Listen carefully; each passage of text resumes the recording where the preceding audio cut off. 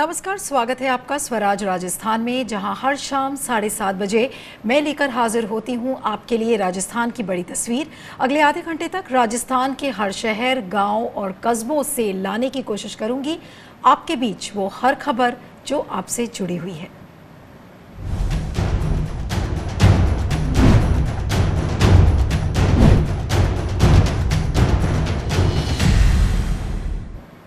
तो चलिए शुरुआत करते हैं आज की हेडलाइंस से।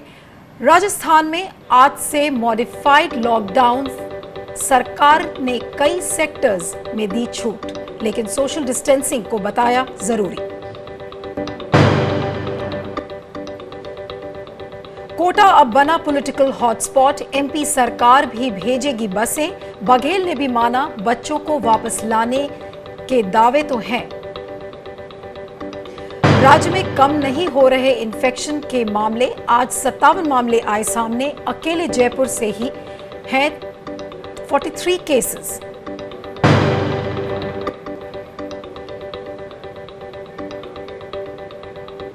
राजस्थान के शिक्षा मंत्री ने केंद्र को लिखी चिट्ठी, कहा स्कूल की पढ़ाई के लिए दूरदर्शन और आकाशवाणी पर मिले फ्री स्पॉट्स। और भरतपुर में पुलिस ने करवाई शादी, सोशल डिस्टेंसिंग का रखा गया ख्याल।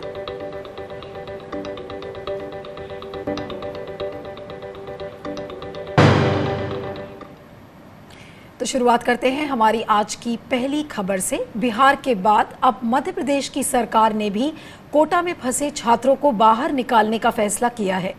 कोटा में फंसे स्टूडेंट्स को वापस घर लाने के लिए 100 बसें भेजी जाएंगी।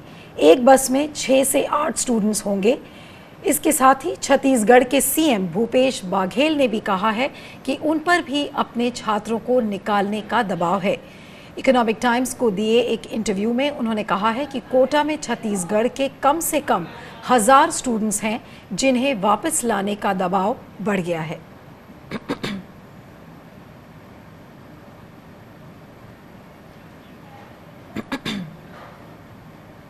और राजस्थान का कोटा शहर अब पॉलिटिकल हॉटस्पॉट की तरह निकलकर सामने आ रहा है।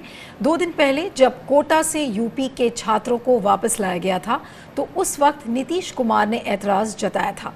उन्होंने योगी सरकार के इस फैसले को लॉकडाउन के खिलाफ बताया था, लेकिन इसी बीच बीजेपी के एमएलए ने नीतीश की बातों को अनसुना कर दिया। बीजेपी एमएलए अनिल सिंह अपने बेटे को कोटा से घर ले आए और अनिल सिंह को नवादा जिला प्रशासन ने ही पास जारी किया था। बीजेपी विधायक को पास जारी किए जाने के बाद विपक्ष नीतीश कुमार पर निशाना साध रहा है। बिहार के डिप्टी चीफ मिनिस्टर रहे तेजस्वी यादव ने ट्वीट किया और प्रशांत किशोर ने भी ट्वीट किया है।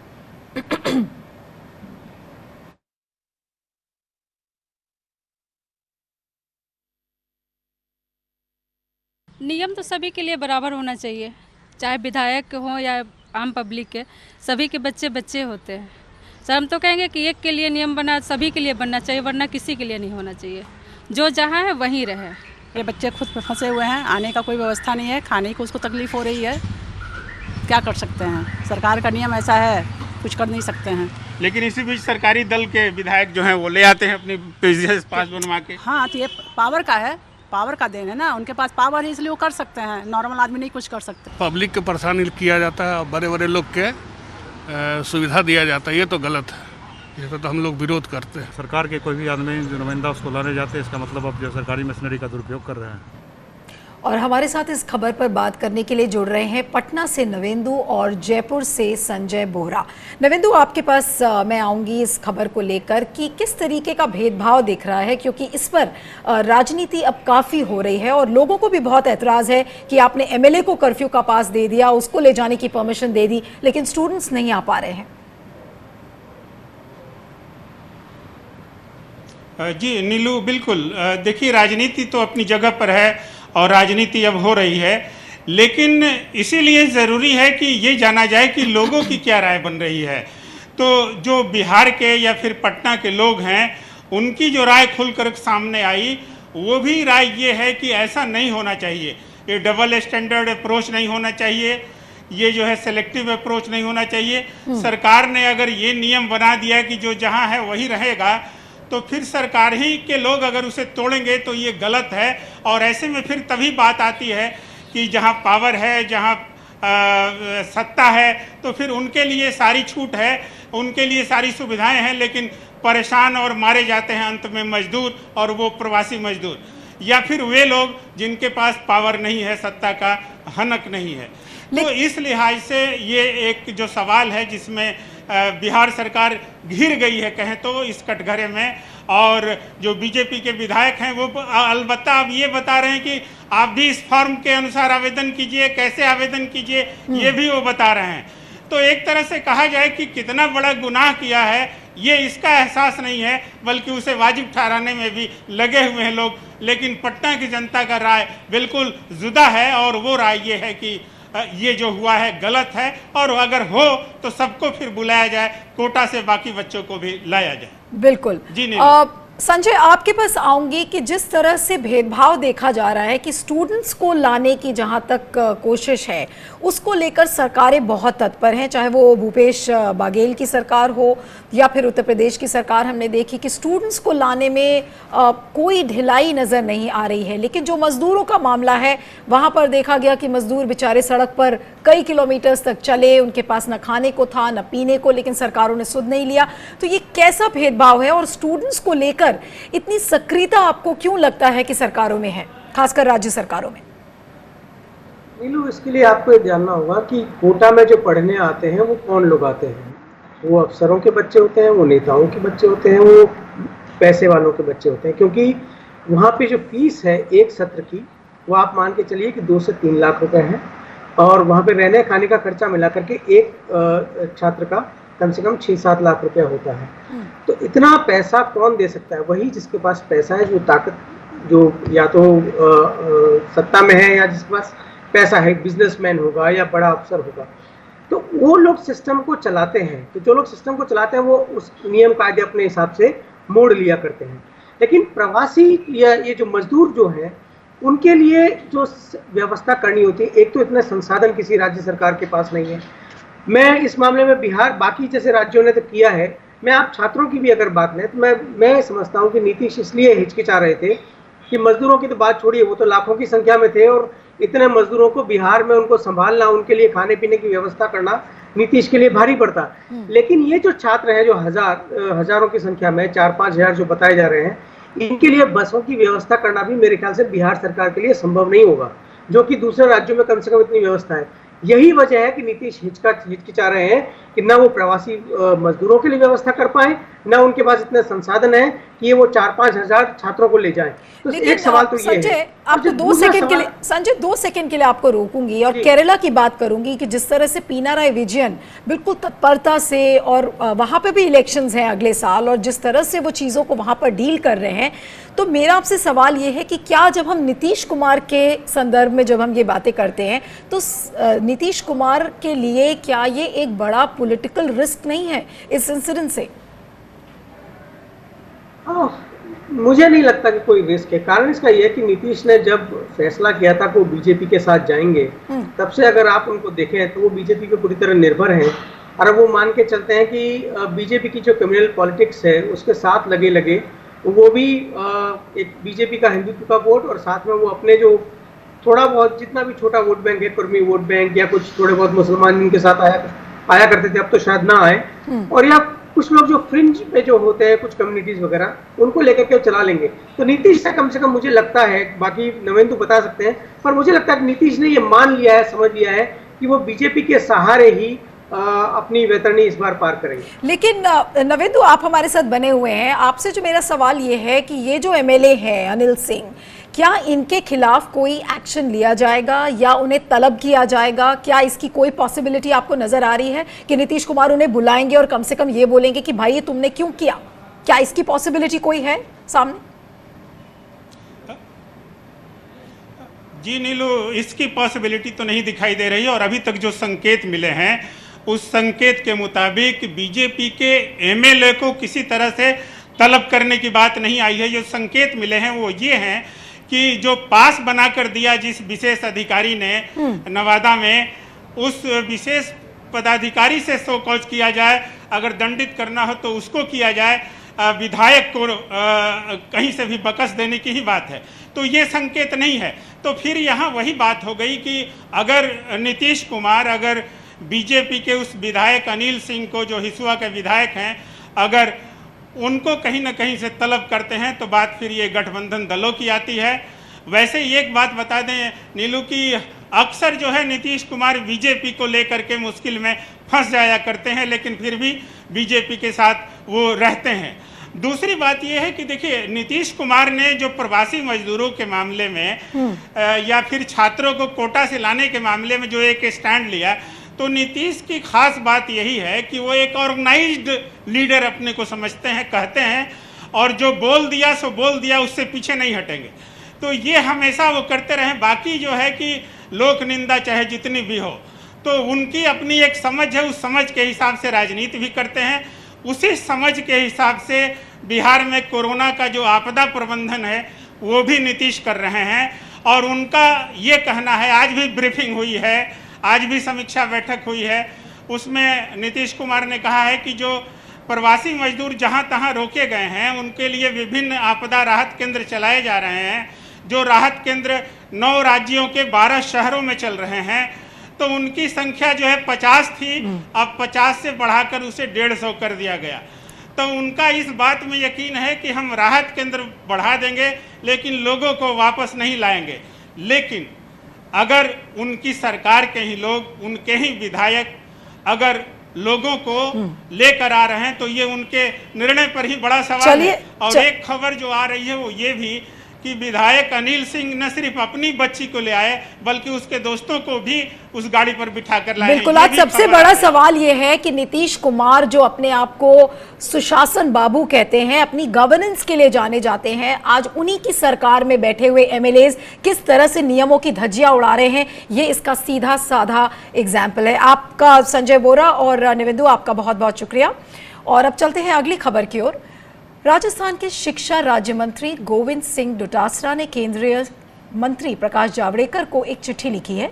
इस चिट्ठी में उन्होंने मांग की है कि ऑनलाइन पढ़ाई का फायदा गरीब स्टूडेंट्स नहीं उठा पा रहे हैं, इसीलिए केंद्र सरकार को आकाशवाणी और दूरदर्शन के फ्री स्लॉट्स मुहैया करवाने चाहिए। दरअसल अभी फिलहाल इन स्लॉट्स के लिए शुल्क की मांग की जा रही है।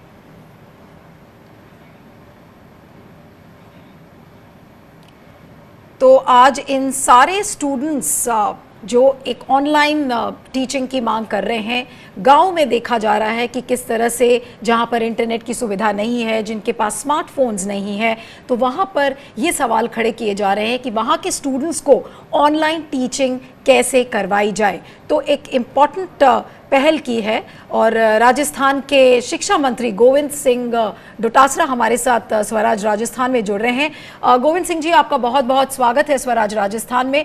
और मेरा पहला सवाल है कि जो आपने एक ये मुहिम छेड़ी है और जिसके जरिए आपने एक चिट्ठी भी लिखी है प्रकाश जावड़ेकर को, तो इस चिट्ठी में एग्जैक्टली आपने क्या कहा है और आपको क्या प्रतिक्रिया केंद्रीय मंत्रालय की तरफ से मिली है?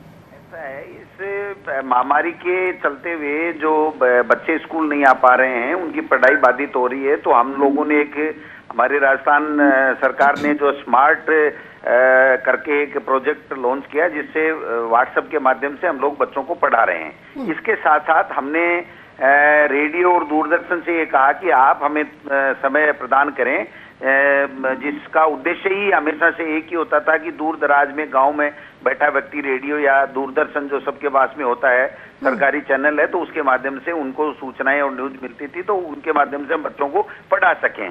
तो इसके लिए जब हमने चिट्ठी लिखी तो उन्होंने हमसे काफी अमाउंट मांगा, जो आज इस परिस्थिति में दिया जाना संभव नहीं है। और हमारा ये मानना है कि दूरदर्शन और रेडियो जो है वो गरीब को वहां तक समाचार पहुंचाने के लिए या जो भी क्या देश दुनिया में हो रहा है उसको पहुंचाने के लिए ही एकमात्र साधन है, जो जिसके पास में वाईफाई नहीं होता हो या डिश टीवी केबल वगैरह नहीं होता हो। तो ऐसे में उन्होंने पैसे मांगा, तो हमने जावड़ेकर जी को मैंने चिट्ठी लिखी कि इन परिस्थितियों को ध्यान में रखते हुए बच्चों की पढ़ाई बाधित हो रही है राजस्थान में, तो आप लोग इसको हमें निःशुल्क उपलब्ध कराइए। तो मैं समझता हूँ परसों मैंने भेजा था, कल कोई जवाब नहीं है, तो मैंने आज माननीय जो मंत्री गजेंद्र सिंह जी शेखावत हैं और जो सतीश पूनिया जी और अर्जुन मेघवाल जी को भी मेरी तरफ से ट्वीट करके और मेल भेज के कहा है कि आप इसमें हस्तक्षेप करिए और जावड़ेकर जी से बात करके राजस्थान के बच्चों के भविष्य को देखते हुए आप निःशुल्क। लेकिन डोटासरा साहब, एजुकेशन एक स्टेट सब्जेक्ट माना जाता है। आपने चिट्ठी करके एक अच्छी पहल की है कि राजस्थान के जितने भी छात्र हैं जो दूर दराज इलाकों में बैठे हैं, उन्हें तक की ऑनलाइन एजुकेशन का भी सहारा मिल सके। लेकिन जिस तरीके की राजनीति केंद्र और राज्य के बीच में देखी जाती है, और खासकर जब एजुकेशन एक स्टेट सब्जेक्ट है, तो आपको क्या उम्मीद लगती है कि आपकी कितनी सुनवाई होगी? एजुकेशन स्टेट सब्जेक्ट है, लेकिन आप देखिए जो पीएबी में हमारी जो संस्था है उसके माध्यम से जो भी बजट हमें उपलब्ध होता है वो संस्था के माध्यम से 60% केंद्र देता है और 40% स्टेट देता है। तो मैं समझता हूं कि केंद्र अपनी जिम्मेदारी से नहीं बच सकता, उनको चाहिए। और बच्चे स्टेट के सभी बच्चे जो है उसमें केंद्र के कानून के तहत ही हम लोग पढ़ाई कर रहे हैं। और केंद्र का जो कानून है आरटीई, उसमें स्पष्ट लिखा हुआ है कि हम इन बच्चों को निःशुल्क पढ़ाएंगे। उस कानून, केंद्र के कानून की पालना में हम लोग अगर कोई काम कर रहे हैं तो फिर केंद्र को हमसे पैसा नहीं लेना चाहिए। ये है मेरा निवेदन। Okay, thank you so much Govind Singh ji, आपका स्वराज राजस्थान में जुड़ने के लिए। अब निगाहें टिकी होंगी कि इस पर केंद्र मंत्रालय से क्या प्रतिक्रिया आती है और क्या फ्री स्लॉट्स जिनकी बात डोटासरा साहब अभी कर रहे थे, क्या वो स्लॉट्स राजस्थान के छात्रों को मिलेगा या नहीं मिलेगा, और अगर मिलता है तो इससे जुड़ी हुई खबरें भी मैं आपको इसी स्लॉट में बताऊंगी। राजस्थान में एक नए डायरेक्शन के तहत अब खांसी, जुकाम और बुखार की दवा बिना डॉक्टर के प्रिस्क्रिप्शन के नहीं मिल पाएगी। अगर किसी शख्स को फ्लू के लक्षण हैं तो उसकी जानकारी केमिस्ट को ड्रग्स कंट्रोलर को देनी होगी।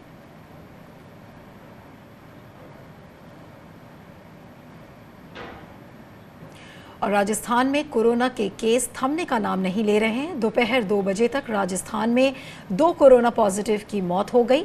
इधर जयपुर में कोरोना के 43 नए केसेस सामने आए हैं, तो जोधपुर में 6 केसेस देखने को मिले, झुंझुनू में 2 तो कोटा में 3 कोरोना पॉजिटिव केसेस दिखे। एक केस अजमेर और एक केस अलवर में भी सामने आया है। कुल मिलाकर आज राजस्थान में 57 नए केस सामने आए। कुल मिलाकर राज्य में 1535 लोग कोरोना पॉजिटिव हैं।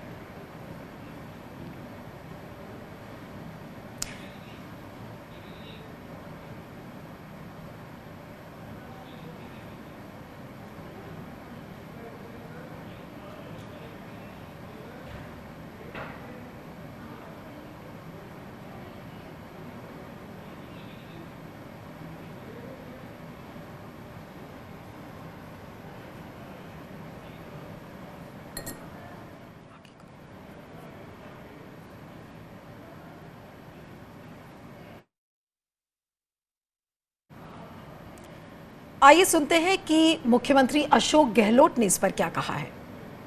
गेहूं के गोदाम भरे पड़े हैं केंद्र के पास में। रबी की फसल के बाद में अब गेहूं और आने लग जाएगा, तो भारत सरकार को चाहिए कि उसका पूरा उपयोग करे और कोई व्यक्ति गेहूं से वंचित नहीं रहे, खाने से वंचित नहीं रहे। मैं समझता हूं कि इस बात को भारत सरकार को बहुत ही लेना चाहिए, गंभीरता से लेना चाहिए। आज से पूरे राजस्थान में मॉडिफाइड लॉकडाउन है। देखते हैं कि किस सेक्टर को इसमें छूट मिली है।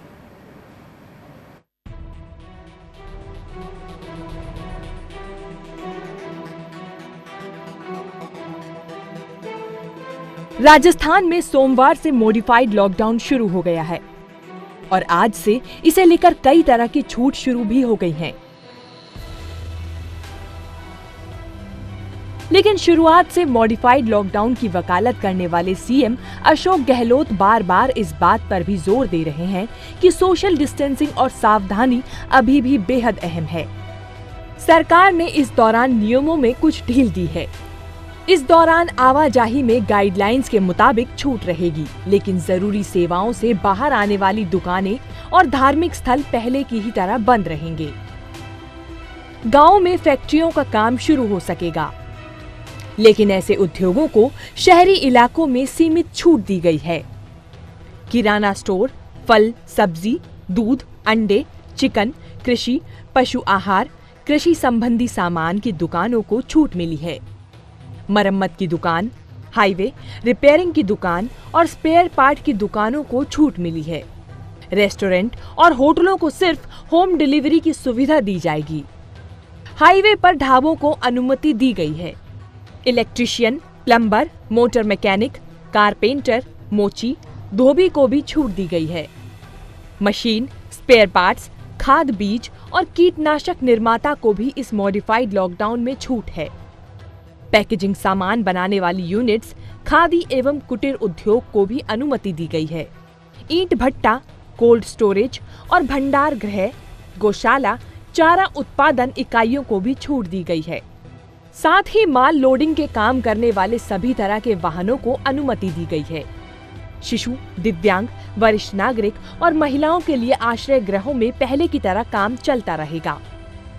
लॉकडाउन तक के लिए पहले जारी किए गए पास आगे भी मान्य होंगे।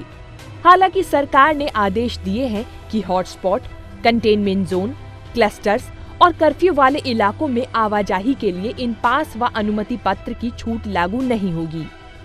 इस दौरान जिलों के सचिवालय के तहत आने वाले दफ्तरों में सिर्फ HOD, सचिव, डिप्टी सचिव स्तर के अधिकारी आएंगे।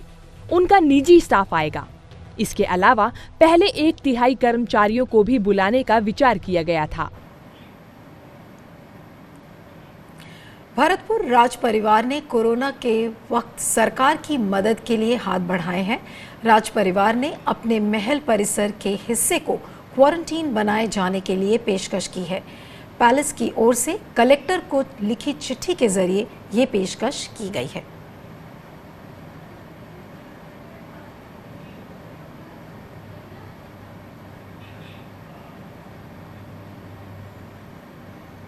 और अब अगली खबर की ओर चलते हैं। शादी और वो भी कोरोना के वक्त, ऐसा ही कुछ दिखा धौलपुर में। यहाँ दीपक और डिंपल ने शादी की। कलेक्टर और SP की निगरानी में शादी हुई। सोशल डिस्टेंसिंग का भी पूरा ख्याल रखा गया।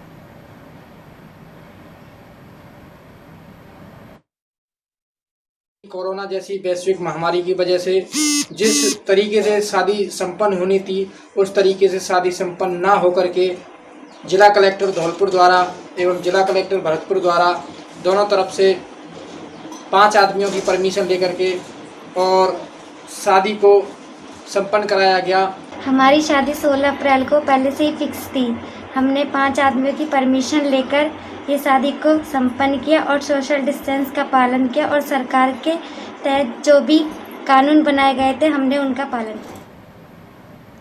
अब आप देख सकते हैं कि वैश्विक महामारी के दौरान जब लोग शादी के बारे में सोच भी नहीं सकते, तो यहाँ राजस्थान का एक कपल है जिसने की नॉट्स बांधी हैं, शादी भी हुई लेकिन पूरे सोशल डिस्टेंसिंग के साथ। स्वराज राजस्थान में आज इतना ही। कल आपसे फिर शाम 7:30 बजे मुलाकात होगी राजस्थान की बड़ी तस्वीर के साथ। मुझे दीजिए इजाज़त। नमस्कार।